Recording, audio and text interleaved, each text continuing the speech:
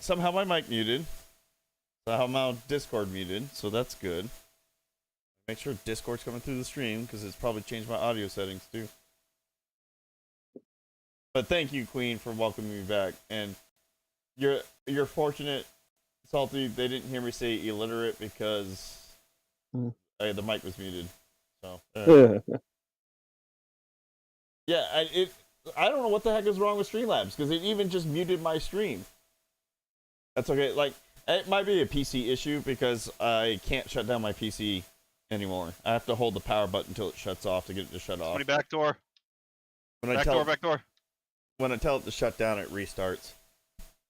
But now I'm going to read 5 pages of Chapter 1 of The Unexpected Journey of The Hobbit here by the request of Salty Boy because he redeemed 5 pages worth of stories to be read. And this is going to probably be painful, so I'm going to have to apologize. Alright.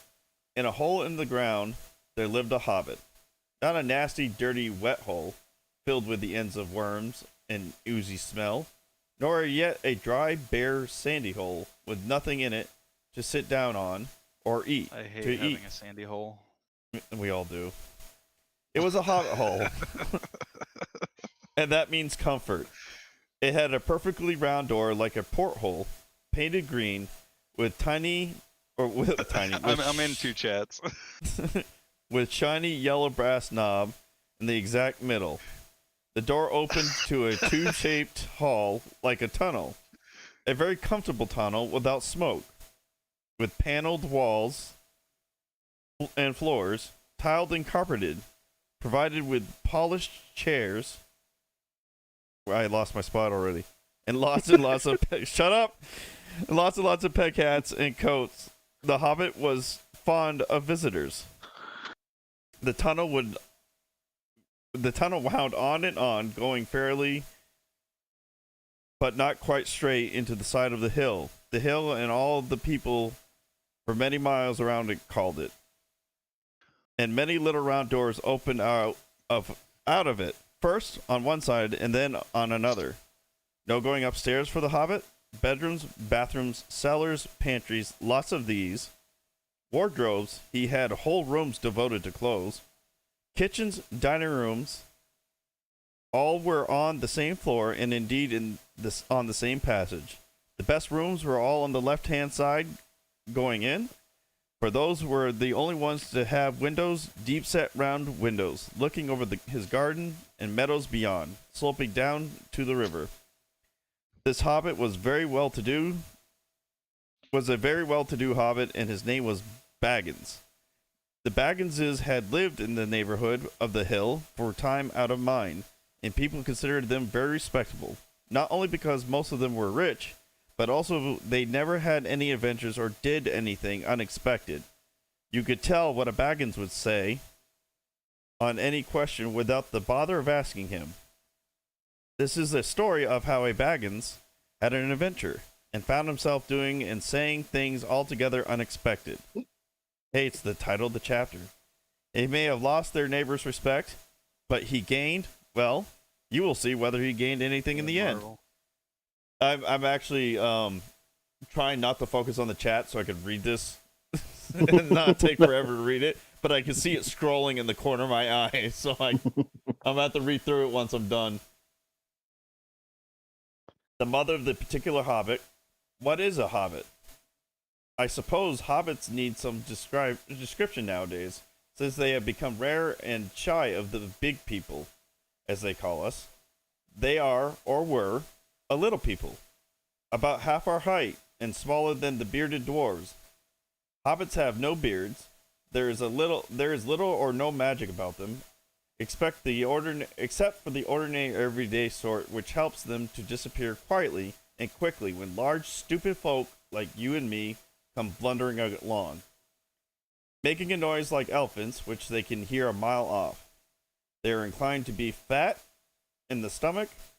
They dress in bright colors, chiefly green and yellow, wear no shoes because their feet grow naturally leathery soles, and thick, warm brown hair like the stuff on their heads, which is curly.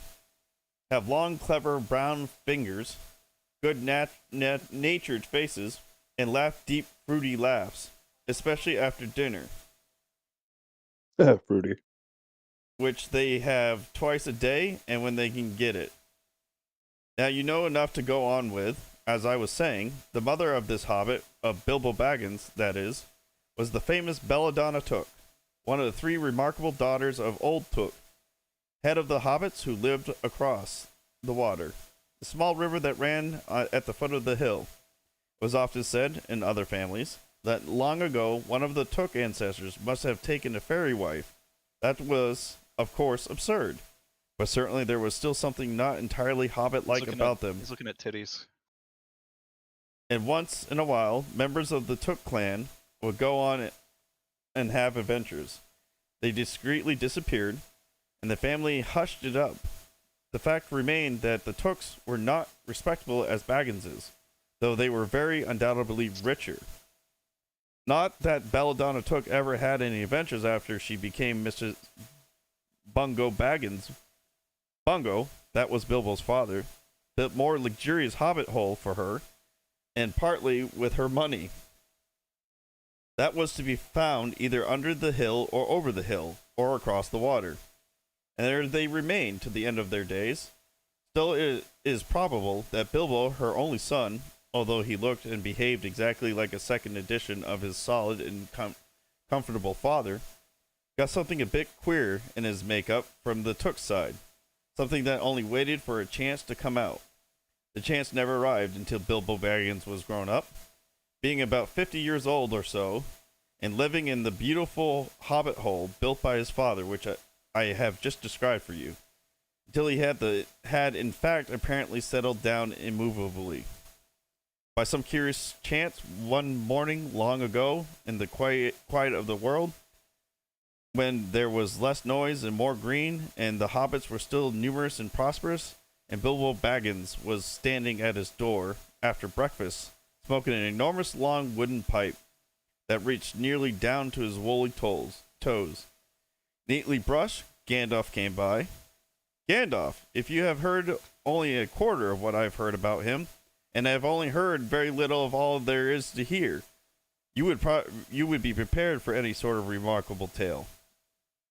Tales and adventures sprouted up all over the place wherever he went, in the most extraordinary fashion.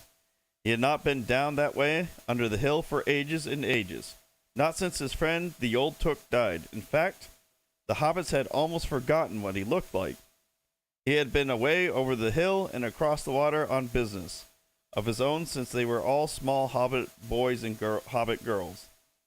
All that the unexpected Bilbo saw that morning was an old man with a staff.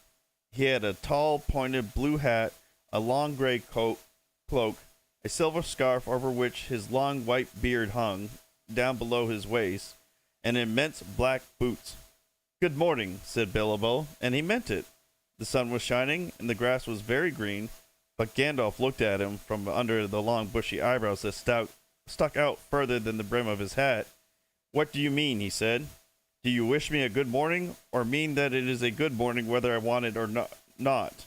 Or that you feel good this morning, or that it is a morning to be good on?" How many pages have I read already? 1, 2, 3. I'm on the 4th page. One more to go. A ring of smoke that sailed up into the air without breaking and floating away over the hill. Oh, YouTube just acted up. Okay.